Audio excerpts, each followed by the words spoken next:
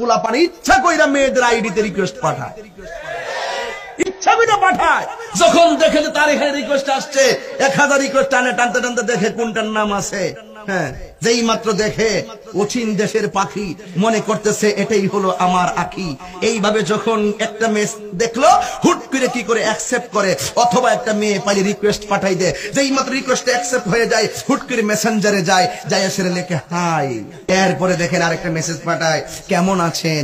আবার উত্তর দেয় আলহামদুলিল্লাহ ভালো আছি, আপনি কেমন আছেন? ওখান থেকে ছি ছি ছি, আপনি আমাকে আপনি বলেন কেন, তুমি করে বলেন। আপনি বললে পর পর মনে হয়, তুমি বললে খুব আপন আপন মনে হয়।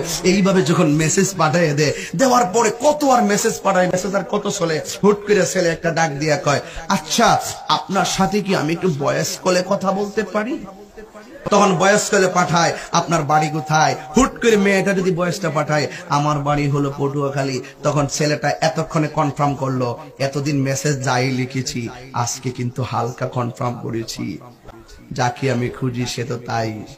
এরপরে কয়েকদিন পরে কনফার্ম করার পরে একদিন হঠাৎ করে রাত্রেবেলা কয়, যদি কিছু মনে না করেন একটু ভিডিও কলে কি কথা বলা যাবে? কথা ঠিক আছে?